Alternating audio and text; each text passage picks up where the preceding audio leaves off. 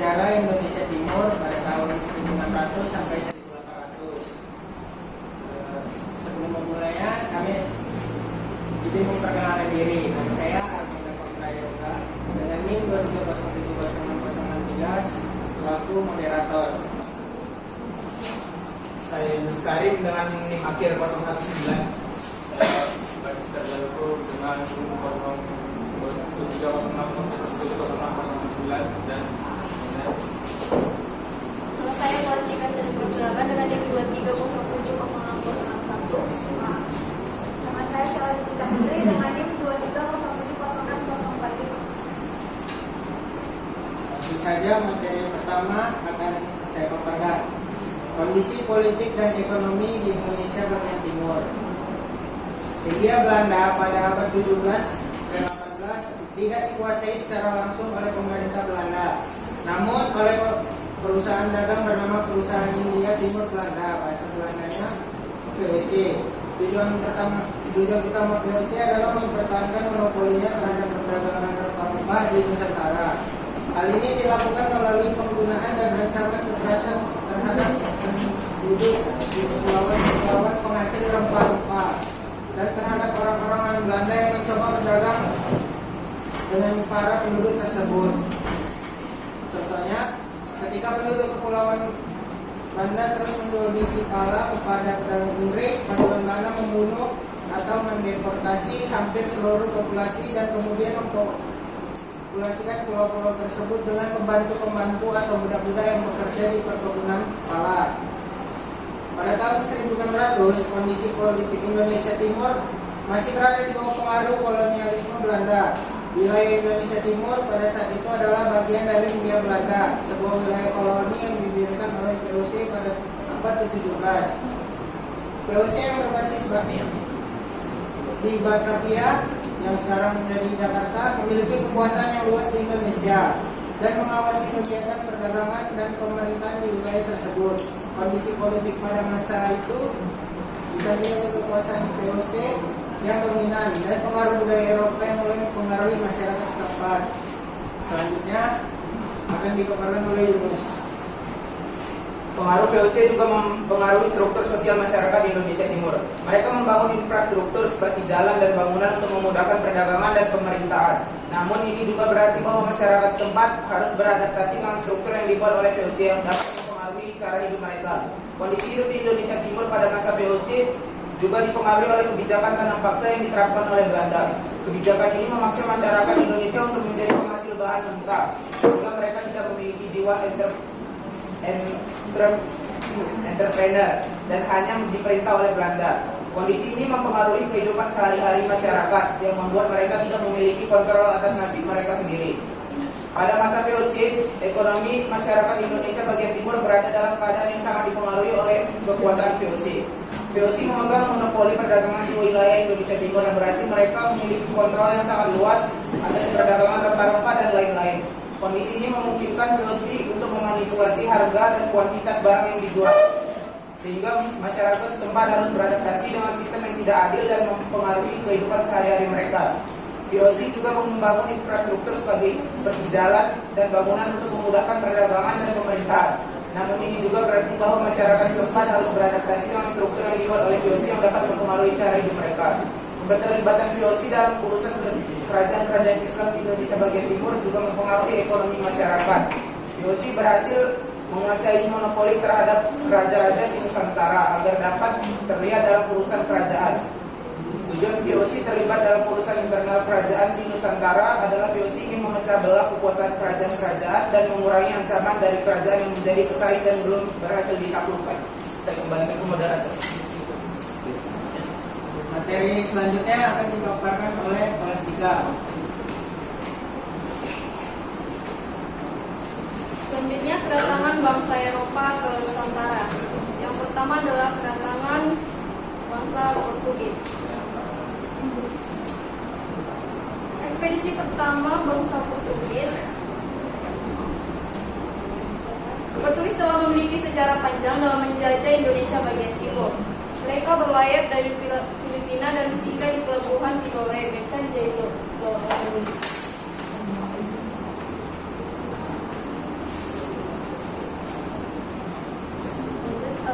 Portugis telah berhasil mengamankan hubungan dagang dengan penduduk setempat dan Lisabon, ibu kota Portugis, berkembang menjadi pusat perdagangan rempah-rempah di Eropa Barat. Yang kedua, kedatangan bangsa Spanyol. Spanyol telah menjajah bagian barat Eropa dan mengilhami Inggris untuk mengikuti jejaknya. Ekspedisi penjelajahan samudera pertama pun diberangkatkan pada tahun 1575 Masehi, dia dipimpin oleh Francis Drake dan Thomas Cavendish. Dalam mengikuti rute perjalanan Spanyol, rombongan ini berhasil mendarat di Ternate pada 1579 Masehi. Yang ketiga, kedatangan bangsa Belanda. Ekspedisi pertama bangsa Belanda di Indonesia adalah Banten, dan mereka berhasil mendarat di pelabuhan Banten pada tahun 1596. Kedatangan bangsa Belanda di Banten dipimpin oleh Cornelis de Houtman. Karena sikap orang Belanda yang tidak sopan, mereka diusir oleh warga Banten.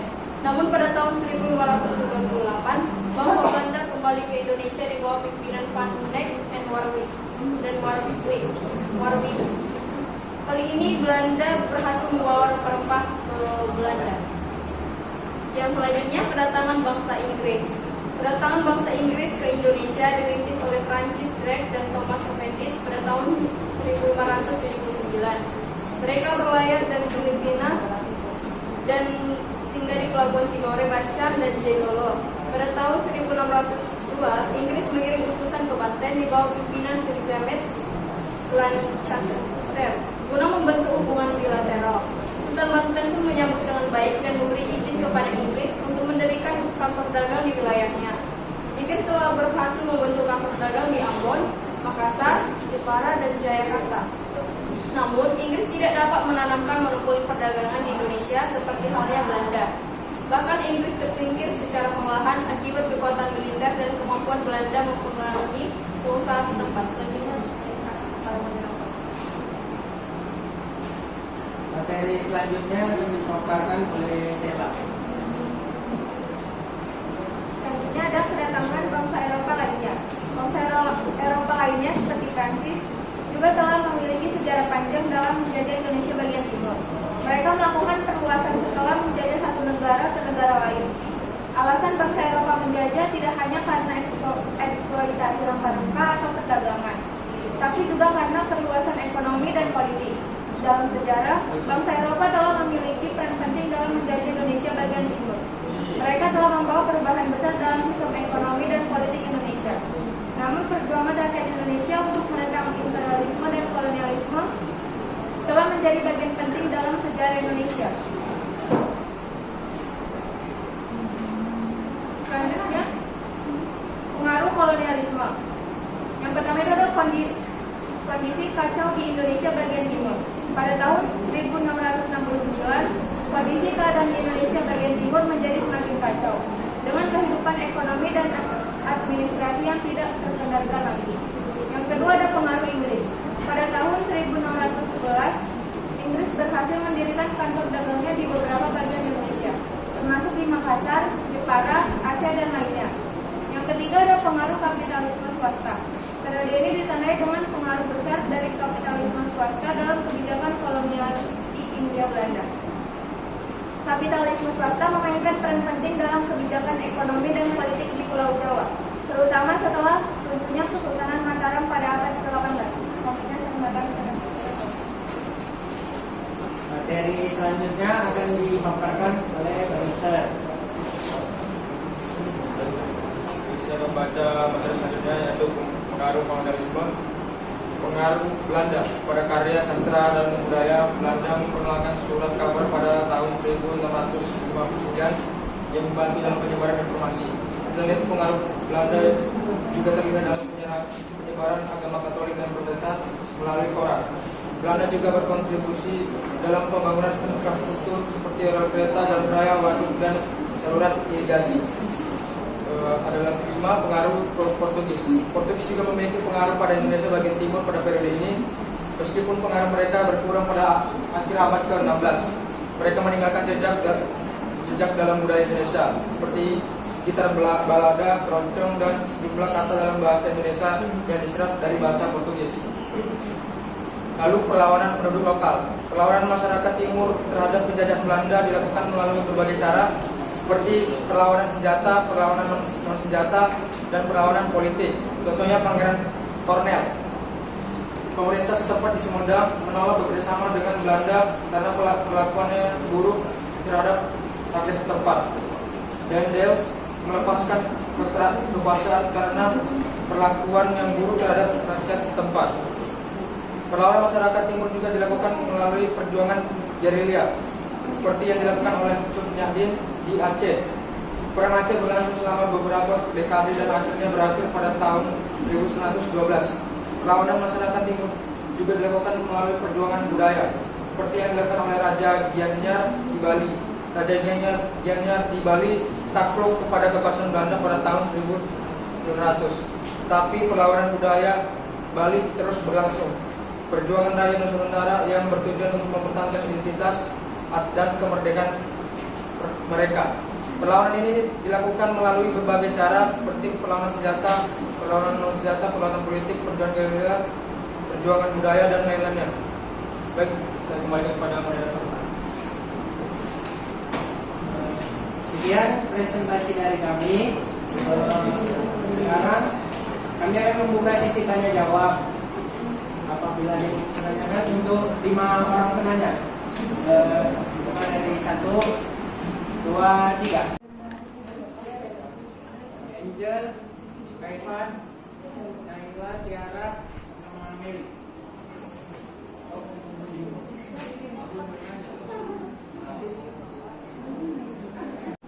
Perkenalkan, nama saya Angelina Risnawati dengan NIM singkat 053. Pertanyaan saya untuk Banistar.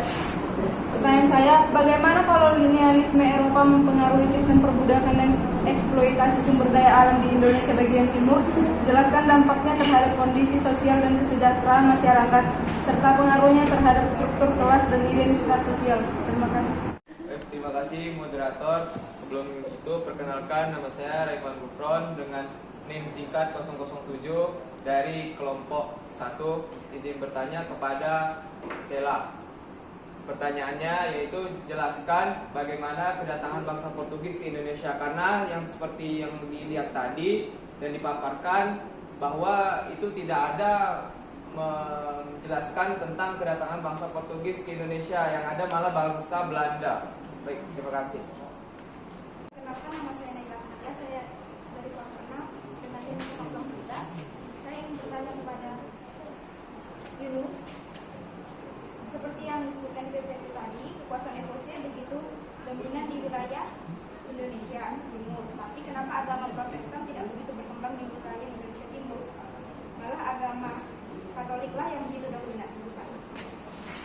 Kenalkan, nama saya Tiara dengan NIM 2070607. Ini bertanya kepada Arman. Tadi kan kalian ada singgung tentang perlawanan masyarakat timur melalui perjuangan gerilya. Jadi aku mau nanya pertanyaan, menurut kalian mengapa perjuangan itu dianggap efektif dalam perlawanan terhadap mereka? Kenalkan, nama saya Mela Gustina. Saya ingin bertanya kepada Wali Suka, bagaimana dampak kedatangan bangsa Eropa terutama Belanda terhadap struktur sosial dan politik masyarakat pribumi di Indonesia Timur pada periode tersebut? Baiklah teman-teman, selagi menunggu kami diskusi untuk menjawab dari 5 pertanyaan tadi, kita akan melihat video sejenak. Terima kasih. Baik teman-teman, di sini kami sudah selesai mencari jawaban dari pertanyaan teman-teman. Dimulai dari pertanyaan itu kami dijawab oleh Banister. Banister itu Dua pertanyaan dari Angel, yaitu bagaimana kolonialisme Eropa mengaruhi sistem perbudakan dan eksploitasi sumber daya alam di Indonesia bagian timur. Jelaskan dampaknya terhadap kondisi sosial dan kesejahteraan masyarakat, serta pengaruhnya terhadap struktur kelas dan identitas sosial. Nah, pada kolonialisme Eropa memiliki dampak yang signifikan terhadap sistem perbudakan dan eksploitasi sumber daya alam di bagian timur, yaitu 1. Perbudakan. Kolonialisme Eropa memperluas berarti perbudakan di Indonesia bagian timur. Para penjajah Eropa menggunakan tenaga kerja budak untuk memenuhi kebutuhan ekonomi mereka, terutama dalam sektor perkebunan dan pertambangan. Lalu ada eksploitasi sumber daya alam seperti penjajah Eropa secara intensif mengeksploitasi sumber daya alam di Indonesia bagian timur. Mereka mengambil keuntungan dari kekayaan alam seperti rempah-rempah, kayu, dan mineral. Dampak terhadap kondisi sosial dan kesejahteraan masyarakat. 1. Pembagian masyarakat. Pemerintah kolonial Belanda membagi masyarakat menjadi golongan-golongan berdasarkan ras dan status sosial. Lalu perubahan sosial. Munculnya masyarakat yang menganut agama Katolik dan Kristen Protestan sebagai dampak dari penyebaran agama oleh bangsa Portugis. Juga munculnya golongan buruh dan majikan. Lalu ada kesejahteraan rakyat. Meskipun kolonialisme Eropa membawa kemajuan ekonomi bagi penjajah, kondisi kesejahteraan rakyat pribumi di Indonesia bagian timur seringkali terabaikan. Masyarakat pribumi sering mengalami kelaparan, kurang pangan, dan penyakit akibat sistem ekonomi yang tidak adil dan eksploitasi sumber daya alam yang dilakukan oleh penjajah. Pengaruhnya terhadap kelas dan identitas sosial yaitu pembagian masyarakat menjadi golongan-golongan berdasarkan ras dan status sosial oleh pemerintah kolonial Belanda, menciptakan struktur kelas yang tidak adil.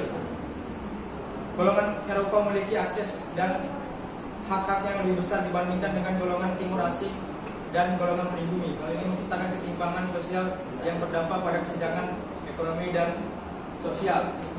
Untuk identitas sosial, penyebaran agama Kristen dan Katolik oleh bangsa Portugis membawa perubahan dalam keyakinan dan praktik keagamaan masyarakat. Juga pengaruh budaya Eropa juga mempengaruhi kebudayaan dan identitas sosial masyarakat setempat. Bagaimana saudari Angel, apakah bisa dipahami? Tadi kan mau jelaskan Ya. aspek kolonialisme Eropa di Indonesia itu yang menjelaskan semua bersifat negatif, apa enggak ada dampak positif? Dampak positif. Sejauh ini saya hanya membaca yang bagian negatifnya. Jadi saya dapatkan negatif. Tidak ada.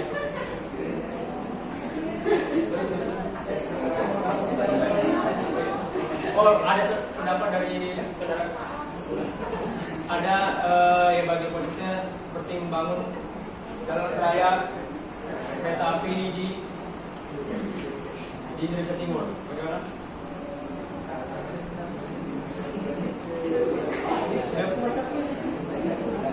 Baik, terima kasih.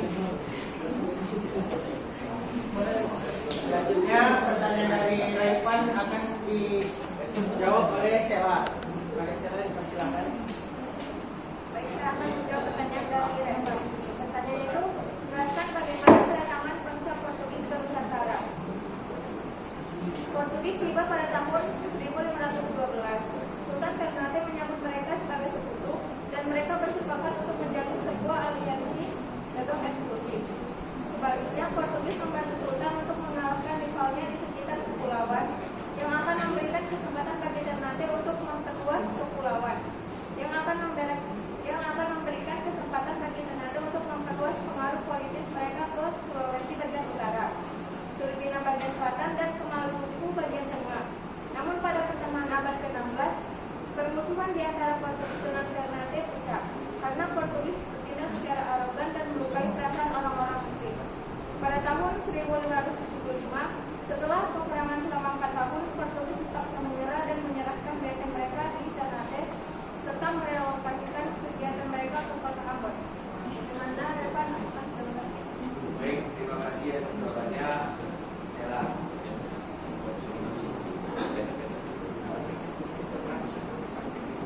Selanjutnya, saya pribadi akan menjawab pertanyaan dari Tiara. Dijelaskan bahwa perlawanan masyarakat timur dilakukan melalui perjuangan gerilya.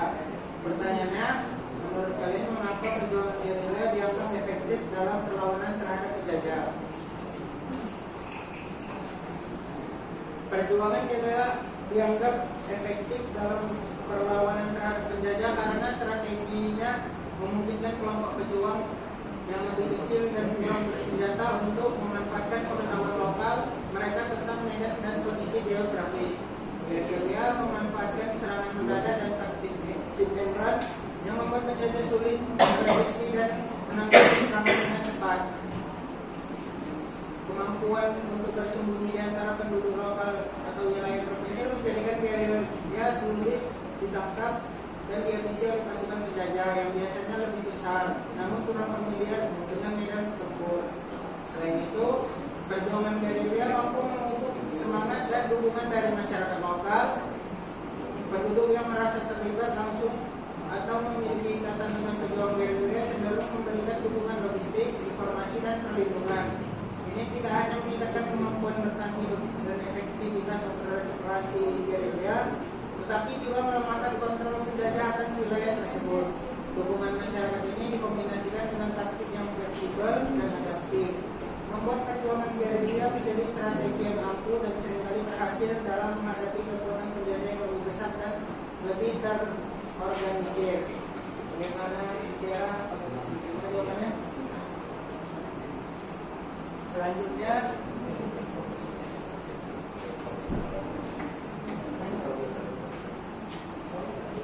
Selanjutnya, pertanyaan Ayla akan dijawab oleh Yunus. Yunus, silakan.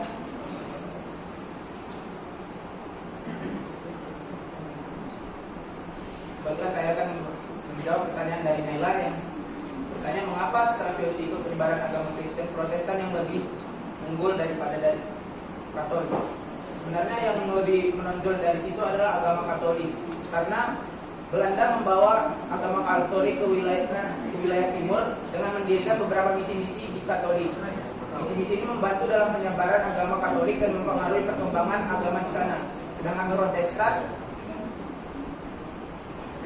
Protestan hanya membawa ke Indonesia Timur, namun pergerakannya lebih terbatas karena Belanda. Bagaimana, Naila?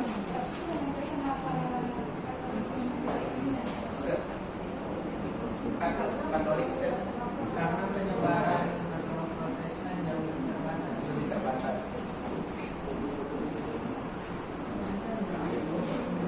Selanjutnya pertanyaan Mary akan dijawab oleh Kolastika. Pada Kolastika dipersilakan. Baiklah, selesai menjawab pertanyaan dari Mary, di mana pertanyaannya adalah bagaimana dampak kedatangan bangsa Eropa, terutama Belanda, terhadap struktur sosial dan politik masyarakat pribumi di Indonesia Timur pada periode tersebut. Adapun dampak kedatangan bangsa Eropa terhadap struktur sosial dan politik adalah yang pertama dalam struktur sosial, yaitu perubahan struktur sosial yang dimana kedatangan Belanda mengakibatkan perubahan dalam struktur sosial masyarakat pribumi. Sistem kasta tradisional dan hierarki sosial dapat terganggu atau diubah sesuai dengan kepentingan kolonial Belanda. Yang kedua, ada eksploitasi ekonomi, di mana Belanda memanfaatkan sumber daya alam Indonesia Timur untuk kepentingan ekonomi kolonial mereka. Hal ini dapat mengakibatkan ketimpangan ekonomi antara masyarakat pribumi dengan penguasa kolonial. Yang ketiga, yaitu perubahan politik. Dominasi Belanda dalam wilayah Indonesia Timur mempengaruhi struktur politik lokal. Sistem pemerintahan dan kepemimpinan dapat diubah sesuai dengan kebijakan kolonial Belanda. Adapun juga pengaruh dalam budaya dan agama, kedatangan Belanda juga membawa pengaruh budaya dan agama Barat ke Indonesia Timur, yaitu agama Kristen Protestan dan juga agama Katolik yang sebelumnya sudah disebarkan oleh Paus Fransiskus Xaverius. Nilai-nilai dan tradisi lokal dapat terpengaruh dan bahkan tergantikan oleh budaya kolonial. Kedatangan bangsa Eropa, terutama Belanda, memiliki dampak yang kompleks terhadap struktur sosial dan politik masyarakat pribumi di Indonesia Timur pada periode tersebut, yang mencakup perubahan dalam berbagai aspek kehidupan masyarakat pribumi dan respon terhadap dominasi kolonial Belanda.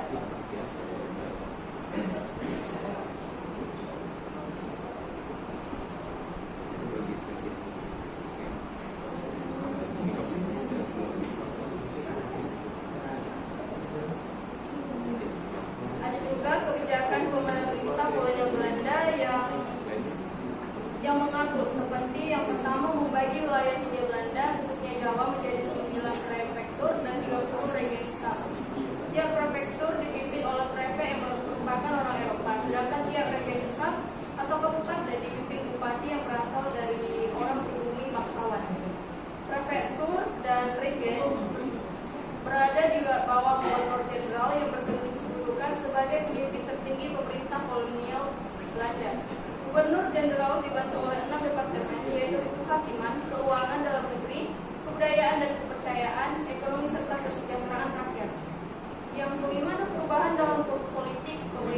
kembali terjadi akibat kebijakan politik Pax Nederlandse di abad akhir 19 menuju abad ke-20.